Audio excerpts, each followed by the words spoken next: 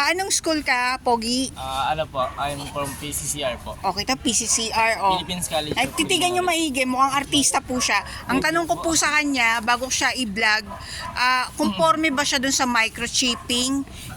Pagka in case cashless society na, okay lang sa inyo na wala ng cash? Micro-cheating po ba? Oo. Pabor po ako kung makakabuti po siya para sa ating mga Pilipino or para po sa ating mga tao.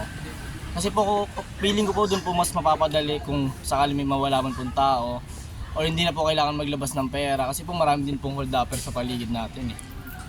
Pero ano masasabi mo, tingin mo mawawalan ba tayo ng privacy doon? Pwede din pong mawalan tayo kasi po nalolocate po tayo gamit po yung micro-cheating. Oo, may mga issue. Baka kasi takot, halimbawa may girlfriend ka. Siyempre, hindi ka pwedeng ano dyan. Mahuli ka po, di ba? Malolokay ka kung connected ka. Di ba? Medyo takot din yung iba dyan kung may mga tinatago. Pero sa'yo, parang sa'yo, high-tech, makakabuti yun. Yun ang masasabi Kasi po mo. yung Pilipinas po napag-uulyan na po tayo eh. Kung may i-apply po natin sa Pilipinas yun, siguro po may mga taong papabor, may mga sasalungat po. Ang ibig mo sabihin, ng Pilipinas, nahuhuli na sa modernization. Yes po. Hindi tayo high-tech, Hindi na ano. po tayo. Kasi sa ibang bansa, sa Kumpara po Switzerland, sa- meron na. Sa Japan nga po yung kanal po sa Japan, para pong aquarium sa Pilipinas. Sobrang linis, di Uy, ba po? kasi ano nga eh, mayaman sila eh. Oo. O sige, sino pang malakas ang loob dito? Ito, gopings din to eh, nagtatago. Hindi kumpiyansa. Gusto ko lang po ipakilala yung ano namin, section namin ng grade po. Yes. Grade 11 po, section Miss Oh. Meron din akong tatanong sa'yo about sa vaccination. Okay pa ba sa'yo magkaroon ng vaccination after ng booster? Okay pa rin po para pong maging mas safe pa po lalo. Safe? Ano yung nababalitaan natin na maraming excess death after vaccination? Oo. Feeling Sino sa ko po inyo? kasi pinapalabas na lang po sa TV yung mga ganun eh, maraming death eh.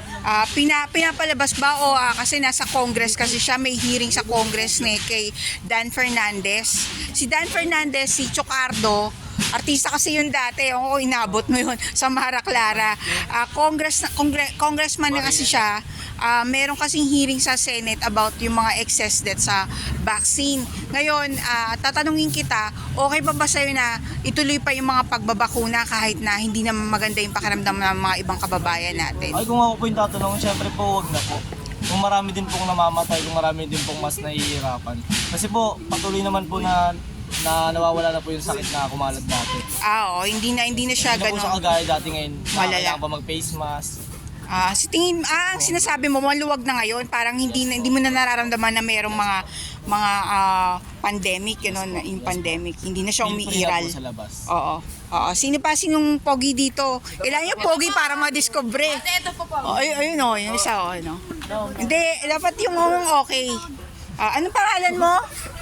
Daniel Dalino po, and I'm the president of Miss People. Ay, okay, president pala to. Okay, mga kababayan, president po siya, kaya po siya kumpiyansya sa pagsagot dahil tinataguyod niya ang pangalan ng kanyang paaralan. So, hindi po totoo na ang mga kabataan ngayon wala nang alam. So, meron pa rin kumpiyansa kasi nga, president siya, he's a leader, kaya meron siyang alam. Meron pa rin siya mai-contribute sa ating bansa. Kasi po, ang kabataan, sabi nga ni Rizal, pag-asa ng bayan. So, hanggat meron pang natitirang ideolohiya sa kanila, may pag-asa pa tayo. Sige po. Okay. Buti tinaguyod kayo ng ng leader nyo. Thank you very much, pare.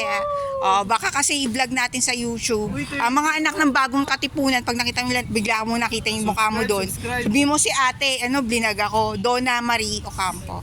Sige, thank you. PCCR, okay. Okay, thank you.